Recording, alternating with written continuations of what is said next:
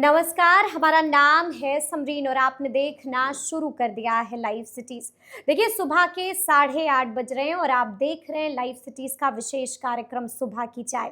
आप बखूबी जानते हैं कि आज 16 तारीख है और आज से ही तेजस्वी यादव बिहार अधिकार यात्रा पर निकलने जा रहे हैं। तो ऐसे में अब बड़ा सवाल उठता है कि इस यात्रा का बिहार में क्या कुछ प्रभाव होगा। देखिए, इस वीडियो में हम जिक्र करेंगे गृह मंत्री अमित शाह का भी। आप ये भी जानते हैं कि 18 तारीख को गृह मंत्री अमित शाह बिहार में होंगे, पटना में होंगे और बीजेपी विधायकों के साथ बड़ी मीटिंग भी करने जा रहे हैं। देखिए, जब हमने जिक्र किया है 18 तारीख का, तो हम आपको ये भी बता दें कि 18 तारीख को और 19 तारीख को पटना की धरती पर एक बार फिर से आंदोलन नहीं बल्कि महा आंदोलन होने जा रहा है। मुद्दा क्या है, मसला क्या है, मामला क्या है, वो भी हम आपको तफसील के साथ इस वीडियो में बताएंगे। देखिए, इस वीडियो में हम आपको ये भी बताएंगे कि एक बार फिर से बिहार में होंगे नेता प्रतिपक्ष राहुल गांधी। कांग्रेस की भी बड़ी तैयारी चल रही है। क्या कुछ तैयारी चल रही है, इसका भी तस्करा हम इस वीडियो में करेंगे और अंत में हम जिक्र करेंगे जनसुराज का और अंत में हम जिक्र करेंगे प्रशांत किशोर का भी। तो आइए फिर इस चर्चा की शुरुआत करते हैं। तो एक बार फिर से इन तमाम मुद्दों पर सीधी बातचीत करने के लिए हमारे साथ सीनियर जर्नलिस्ट रवि उपाध्याय जी हैं। सबसे पहले बहुत शुक्रिया बातचीत के लिए जी। रवि जी, सबसे पहले तो हम आपसे जानना चाहेंगे कि आज 16 तारीख है और आज से ही नेता प्रतिपक्ष तेजस्वी यादव यात्रा पर निकलने जा रहे हैं। क्या जरूरत पड़ गई तेजस्वी यादव को इस यात्रा को निकालने? देखिए, इस जो तेजस्वी यादव बिहार विधानसभा में जो नेता प्रतिपक्ष हैं, इंडिया ब्लॉक महागठबंधन के बड़े चेहरे हैं, चीफ मिनिस्ट्रियल कैंडिडेट के रूप में वो हैं। तो इस तरीके से समझा जा सकता है कि आज से जो बिहार अधिकार यात्रा जो तेजस्वी यादव की ओर से, राष्ट्रीय जनता दल की ओर से जो निकाली जा रही है, वह यात्रा जहानाबाद से शुरू होगी। तो इस बात को और 10 जिले का भ्रमण करेगी, 10 जिले का दौरा करेगी। यह फर्स्ट फेज की बात कही जा रही है। तो फर्स्ट फेज में 10 जिले कवर होगा और निश्चित रूप से आप देख पा रही हैं कि वह जितनी बात वो निकलेंगे तो एसआईआर का मसला भी होगा। जिस तरीके से सरकार की योजना जो अंतिम पायदान पर बैठे हुए लोगों तक मुहैया नहीं हो पा रही है और जिस तरीके से आपको डबल इंजन की सरकार में क्राइम करप्शन जो बढ़ता हुआ दिखाई पड़ रहा है, या फिर ऐसे समझ लीजिए कि विधि व्यवस्था, लॉ एंड ऑर्डर की जो स्थिति बद से बदतर है, इन सभी मुद्दों को लेकर के तेजस्वी यादव आम आवाम से जुड़ते हुए दिखाई पड़ेंगे एक बार फिर। इससे पहले भी एसआईआर के मसले पर तेजस्वी यादव अधिकार यात्रा बिल्कुल, तो वह घूमते आपको दिखाई पड़े थे लोकसभा में नेता प्रतिपक्ष राहुल गांधी के साथ। तो ये एक बड़ा कनेक्ट करता हुआ आम आवाम को दिखाई पड़ेगा। तेजस्वी यादव जिस तरीके से कनेक्ट करेंगे, यह वोट का वह अंतिम लड़ाई उनको है।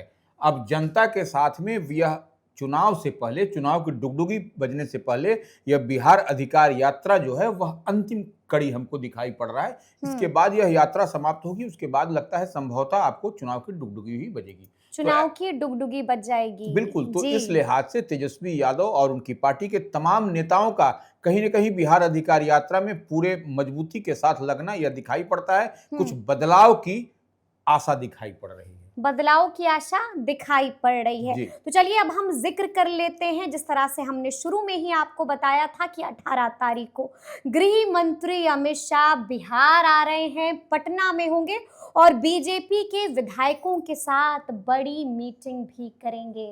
देखिए, अमित शाह बिहार मामलों के लिए वही जाने भी जाते हैं। बिहार का मसला भारतीय जनता पार्टी का कह लीजिए या एनडीए का कह लीजिए, तमाम मसले पर, तमाम मुद्दों पर वही बातचीत रखते हैं और वही या तो मोदी बोलेंगे या तो शाह बोलेंगे। तो ये अमित शाह ही फाइनल वर्डिक्ट उन्हीं का होता है। जो भी एनडीए के अंदर में अगर दीदी जो कुछ भी होगा, तो वो 18 तारीख को जो कही जा रही है बात की, अब से 2 दिन बाद वो आएंगे।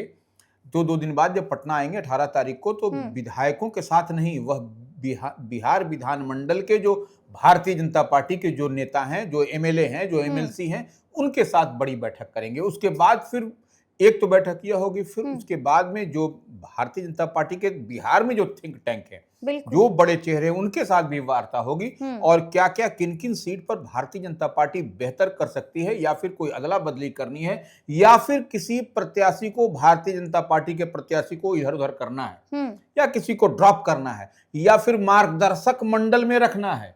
वैसे पर भी कहीं ना कहीं वह अंतिम मुहर, क्योंकि अब देखिए यह अंतिम सीढ़ी की चढ़ाई है। इसके बिल्कुल, बाद हम बार बिल्कुल। बार एक बात कह रहे हैं कि फिर उसके बाद चुनाव की डुगडुगी बजेगी और इसके बाद एनडीए में भी सीट शेयरिंग का मसला होगा। मसला तो होगा। ये पहले अपने घर के अंदर ये मसला सब भारतीय कुछ जनता, ठीक करना चाहते हैं। बिल्कुल, तो ये यानी कि आप ये भी कह रहे हैं कि विधायकों के परफॉर्मेंस पर भी चर्चा होगी, मंथन होगा, सवाल पूछेंगे अमित शाह और जवाब देना होगा विधायकों को। देखिए सवाल यह तो पूछा जाएगा कि आप अपने क्षेत्र में आपकी क्या गतिविधि है, कैसे आप कनेक्ट करते हैं, कैसे आप रहते हैं, क्या कोई नाराजगी है या कि जितनी तरह का बिल्कुल। बात होगी वह सब बात उनसे अमित शाह करेंगे। हम्म।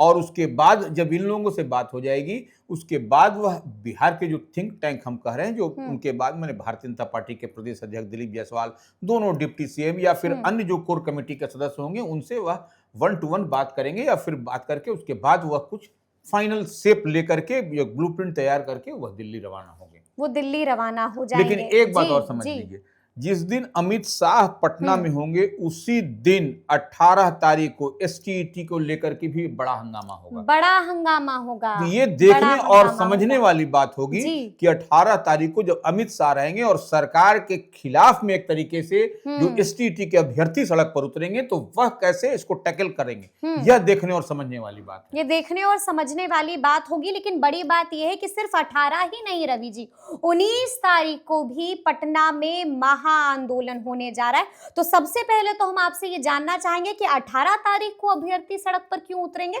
और उसके बाद 19 तारीख को अभ्यर्थी सड़क पर क्यों एसटीईटी की उतरेंगे? मांग बहुत लंबे समय से इन लोगों का है। बिल्कुल। वो सीट से माने जो आवंटन का है। सरकार ने मान भी लिया था मान कि भी बीपीएससी टीआरई 4.0 के पहले हम लेंगे एस्टेट की परीक्षा, लेकिन उसके बाद हमने ये भी देखा कि किस तरह से ऑनलाइन आवेदन को स्थगित कर दिया गया। यही परेशानी का सबब जी, है। जी। इसी के लिए जो अभ्यर्थी उतरेंगे आपको 18 तारीख को, और उसी देखिए कि लिंक 18 ओपन ही नहीं हो रहा है। वही तो लिंक ओपन नहीं होगा तो कैसे अभ्यर्थी फिर जाएंगे उसमें, कैसे फॉर्म फिलअप अप्लाई करेंगे। करेंगे? तो बिल्कुल। ये एक बड़ा मसला है और इसी को लेकर के देखिए, जबकि बीएसईबी ने कहा है कि इसके पीछे का कारण क्या है वो भी बताया है कि टेक्निकल प्रॉब्लम है। नहीं, टेक्निकल प्रॉब्लम है तो इसके लिए दूसरी व्यवस्था करिए। तकनीकी एरर है। तो बिल्कुल। ये टेक्निकल एरर, तकनीकी एरर हो सकता है कि सब चीज देखिए, कोई भी चीज मुमकिन है। मशीनरी की जो चीज है उसमें टेक्निकल तकनीकी रूप से और यही वजह है कि ऑनलाइन आवेदन की प्रक्रिया को स्थगित कर दिया गया। बिल्कुल। लेकिन अभ्यर्थी परेशान हैं, डरे हुए यही हैं। परेशानी का सबब है।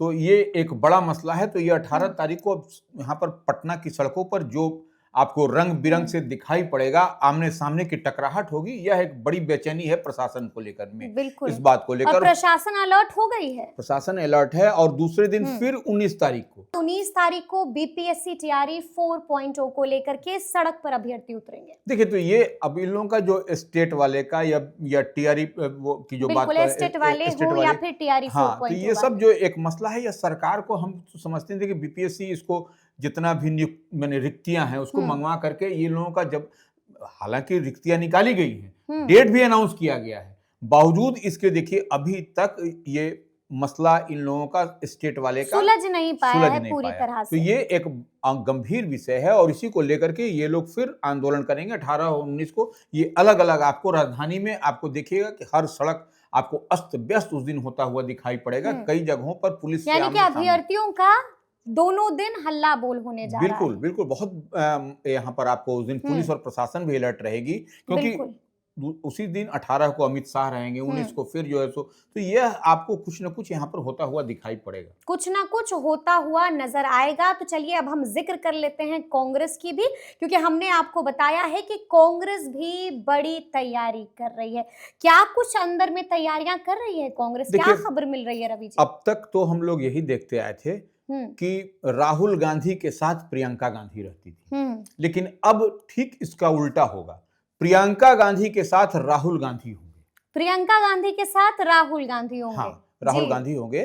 तो ये बिहार में एक इनके लिए भी ये यात्रा की तिथि निकाली जा रही है। अब डेट इसका औपचारिक रूप से अनाउंसमेंट नहीं हुआ है किस दिन प्रियंका गांधी और राहुल बिहार में घूमेंगे। तो आप देख लीजिए कि किस तरीके से बड़ी तैयारी इंडिया ब्लॉक महागठबंधन की ओर से है कि आपको आज से तेजस्वी यादव बिहार अधिकार यात्रा पर हैं, फिर आप देखिए कि राहुल के साथ में प्रियंका गांधी के साथ मल्लिकार्जुन खड़गे भी, तमाम बड़े चेहरे जी आपको जी दिखाई जी, पड़ेंगे कांग्रेस के। सड़क पर। तो ये चुनाव से पहले, विधानसभा के आम चुनाव से पहले बिहार में यह एक कांग्रेस भी बड़ी तैयारी में है। और देखिए उसमें कहीं ना कहीं यह सीट का मसला भी वह प्रियंका गांधी समझेंगी। जब आएंगे यहाँ सिर्फ वो यात्रा करेंगे नहीं, वह जो है सो सीट का मसला भी कहीं ना कहीं उनके वही जो तय करेंगी, यही जो कुछ होता हुआ दिखाई पड़ेगा।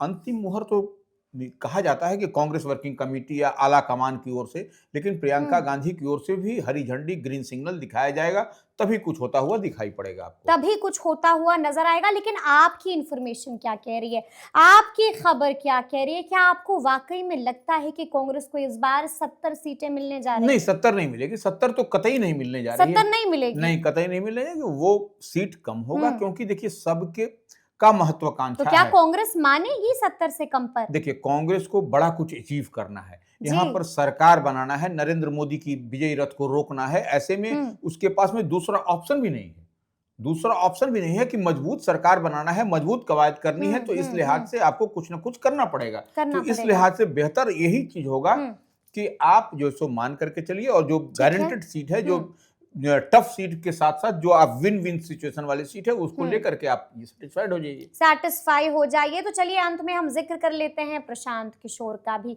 बीते दिन भी प्रशांत किशोर ने बड़ी बैठक की है मुसलमानों के साथ। देखिए अल्पसंख्यकों के साथ लगातार बैठक कर रहे हैं प्रशांत किशोर, जनसुराज की बैठक हो रही है, और प्रशांत किशोर स्वयं बैठक ले रहे हैं। या अररिया देख लीजिए, किशनगंज देख लीजिए, या ऐसे भी अल्पसंख्यकों के साथ वो बैठक कर रहे हैं, और वो फीडबैक ले रहे हैं कि क्या तैयारी है, कहां तक हम लोग स्ट्राइक कर सकते हैं, अल्पसंख्यक कहां तक उनके साथ में खड़े हैं। यह सब कुछ एक एक चीज देखिए। अब चुनाव के बारे में प्रशांत किशोर से बेहतर न कोई समझ सकता है, न कोई समझा सकता है। बिल्कुल, इतनी बात तो हम लोग भी समझते हैं। तो ऐसे में वह निश्चित रूप से फीडबैक ले रहे हैं अल्पसंख्यकों का कि क्या अगली रणनीति होगी, और कैसे जो हम लोग जीतेंगे, हम लोग क्लब करेंगे, तो कितनी सीट जनसुराज स्ट्राइक कर सकते हैं। 60 और 40 का फॉर्मूला भी बता रहे हैं। तो क्या लगता है मुसलमान साथ देंगे प्रशांत किशोर का? देखिए जो तैयारी है वह अब उसमें यह तो समय बताएगा, लेकिन निश्चित रूप से मुसलमान भी, अल्पसंख्यक भी का झुकाव भी प्रशांत किशोर की है। प्रशांत किशोर के तरफ है मुसलमानों का झुकाव। तो अब देखना होगा कि आगे आगे बिहार की सियासत में क्या कुछ होता है। तो फिर ये पूरी चर्चा, पूरी बातचीत और पूरा वीडियो आपको कैसा लगा है, कमेंट करके हमें ज़रूर बताइएगा। तो ऐसे तमाम अपडेट्स के लिए बिल्कुल ऐसे ही हमारे साथ बने रहिएगा और देखते रहिएगा लाइव सिटीज़। बहुत शुक्रिया।